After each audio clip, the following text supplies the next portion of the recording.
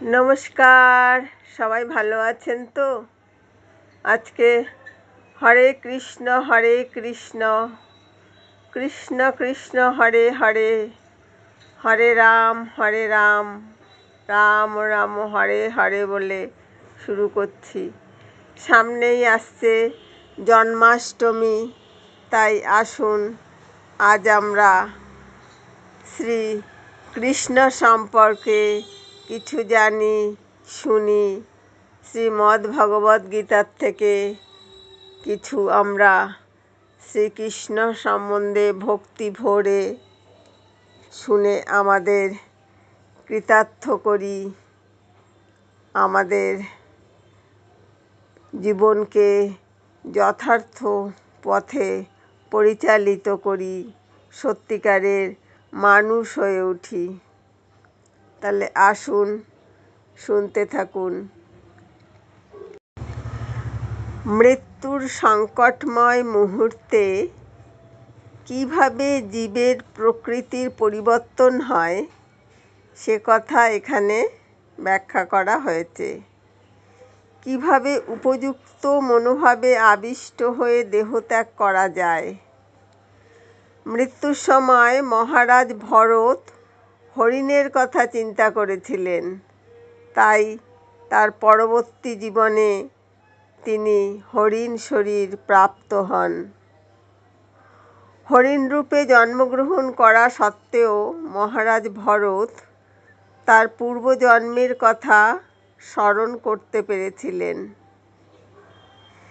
জীবিত অবস্থায় আমরা যেমন কর্ম করি, ঠিক সেই অনুযায়ী আমাদের মৃত্যুকালীন চিন্তার উদয় হয়।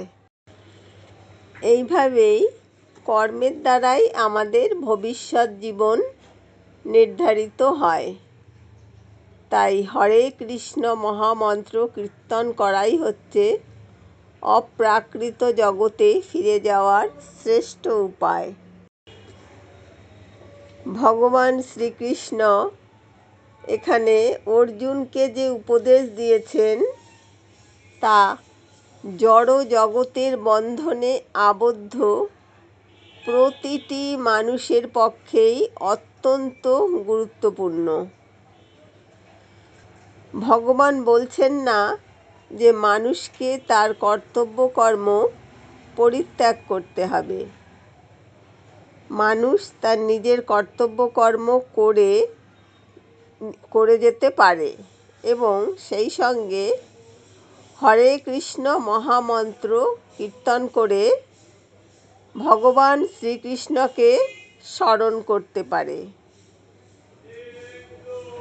তার ফলে সে জড় জগতের বন্ধন থেকে মুক্ত হতে পারে এবং ভগবানের শ্রীপাদপদ্মে তার মন এবং বুদ্ধিকে নিয়োজিত করতে পারে।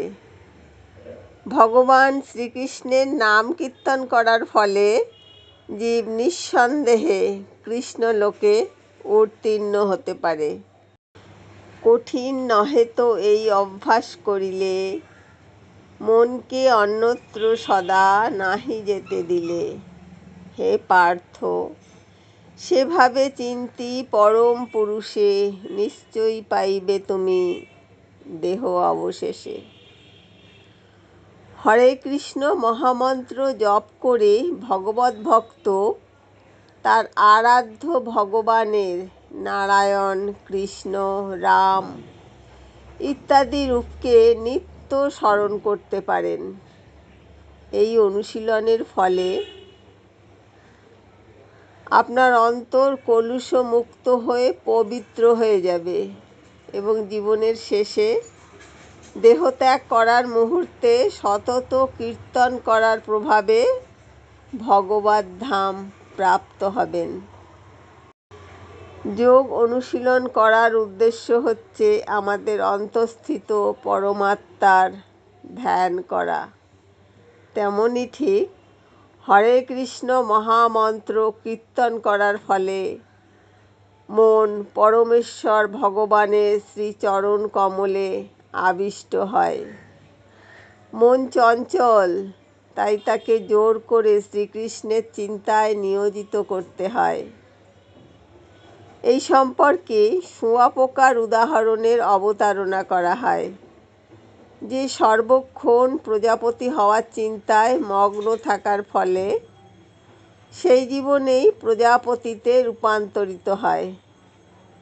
এইভাবে আমরাও যদি সর্বক্ষণ ভগবান শ্রীকৃষ্ণের কথা চিন্তা করি, তবে আমরাও এ জীবনের শেষে ভগবান শ্রীকৃষ্ণের মতোই দিব্য দেহ প্রাপ্ত হব।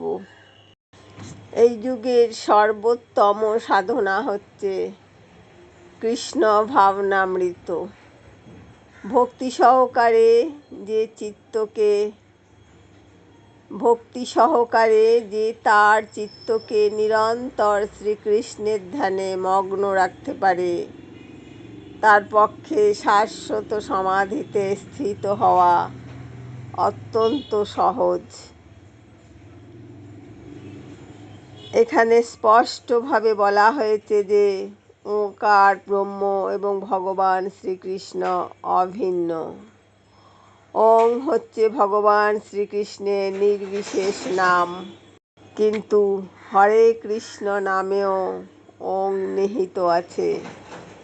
এই যুগের জন্য নিশ্চিত বিধান আছে যে হরে কৃষ্ণ মহামন্ত্র কীর্তন করতে করতে দেহত্যাগ করলে ভগবত ধাম প্রাপ্ত হওয়া যায়। কৃষ্ণ ভক্ত কৃষ্ণলোক বা গোলক বৃন্দাবনে প্রবেশ করেন, আর নির্বিশেষবাদীরা ব্রহ্মজ্যোতিতে স্থিত হন। সবিশেষবাদীরা বৈকুণ্ঠ নামক পরম ব্রহ্মের অসংখ্য লোকেও প্রবিষ্ট হন।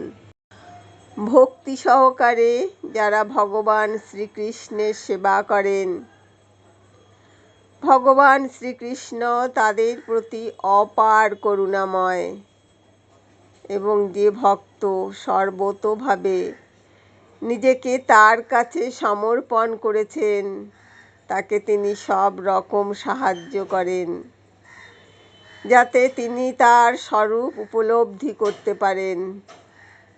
এই ধরনের ভক্তকে ভগবান পর্যাপ্ত বুদ্ধি দান করেন, যাতে তিনি তাকে সম্পূর্ণরূপে অবগত হয়ে তার চিন্ময় ধামে প্রবেশ করতে পারেন।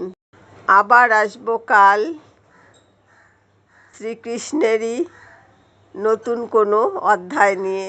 জন্মাষ্টমী পর্যন্ত আমরা ভগবান শ্রীকৃষ্ণকে নিয়েই থাকবো।